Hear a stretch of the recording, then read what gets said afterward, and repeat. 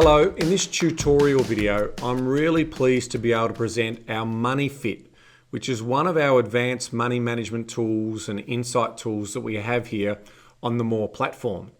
Now, as somebody who's looked after households for the last 20 years when it comes to mortgages, money management, and also looking at property investing, I can tell you from those thousands of interactions that I've had with people, one of the biggest things that I get asked is, how do we compare against other households?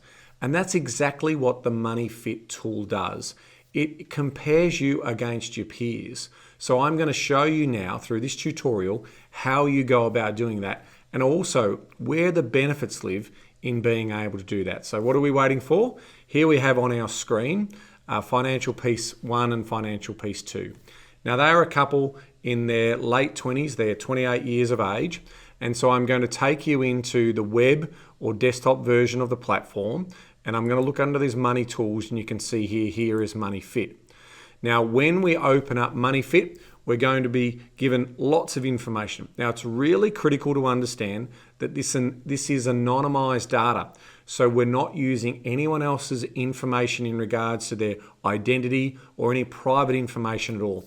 It's all aggregated and all anonymized, as I just mentioned. So what we also see here is based on the household composition. So for this particular household, it's just a husband and wife, and they are together in terms of looking at their composition compared to all age groups across Australia. And you can see, amazingly, we've got 9,999 households here that have given us that information. If we hover over this histogram chart, we can see that based on their income of $128,000 odd, they are sitting at around 38% of all households that we have on the platform.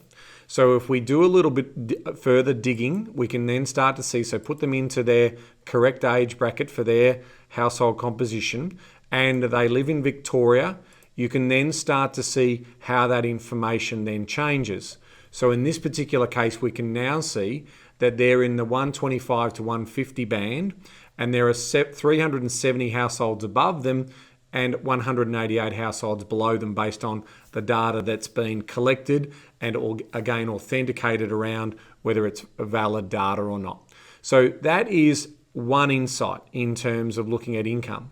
The second one obviously is looking at expenses. So when we broadly look at expenses, we can do exactly the same thing. We can look at all ages, or we can narrow down our search looking at the Australian number here, where they're around 50% of expenditure, and then we can also bring that down into the Victorian area here where we can see again they're representing around 51%. So that tells you a little bit of an insight, firstly, that for their particular household composition in their state, they have around 29 or 30% of income compared to others in their state, but they're spending around 51%. So they're obviously younger, so they're enjoying themselves, but also compared to other households in this range, they're spending a little bit more than what they're earning in terms of compared to their peers. So that's one important insight.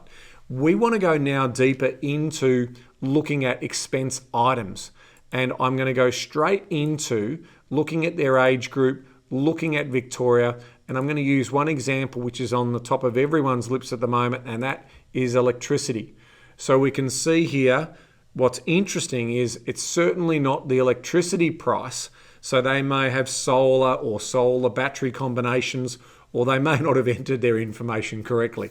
One only can tell. Obviously this is an example couple, but you can see through here there's a lot of costs around electricity at the moment, and based on the information that they've put in here, they're at the lower end of that. Now, of course, there are lots of different expenditure categories, from alcohol, tobacco, to living and lifestyle, things like dining out, entertainment, fast food, but you've also got the critical ones such as health, groceries, those types of things. So you can do all that analysis in here around those particular households that we've got validated data for.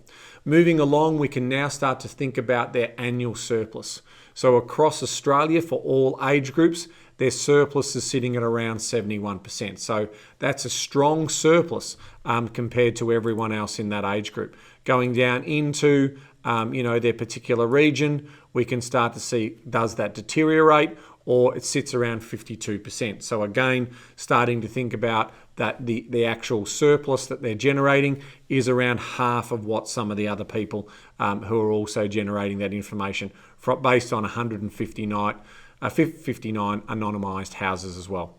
Okay, moving right along to the final one here, we've got the net worth position. So their net worth position is really, they're just starting out, they're putting a savings plan together, and so we can ultimately see here in terms of their overall net worth across Australia is definitely lower than what you would expect, what you would expect because they're obviously a little bit younger. And then let's go into having a look at their overall household position, and we can see again though still sitting a little bit below. So what is this telling them? Potentially they need to start thinking about building a little bit more of a wealth base to get that momentum moving forward. So it's really important to understand that MoneyFIT is a really important tool to help you benchmark yourself against others. It also helps with informed decision making. You can also learn some of the key takeaways. So there's a knowledge and learning aspect to it. In terms of support and validation, putting your information in here can validate exactly what you are spending on some items versus other items. Now remember, your journey is your own tailored journey. It's your lifestyle by design. So make sure you're thinking about you and not just worrying about these benchmarks or what other people are doing in terms of keeping up with the Joneses. And so finally, it should also then provide some real support around your future financial planning ideas and decisions that you're going to make. So it really is an excellent tool to get an overall view in terms of how your current position is sitting and how you might want to improve that position to be able to move forward to trap more surplus and getting your money working for you.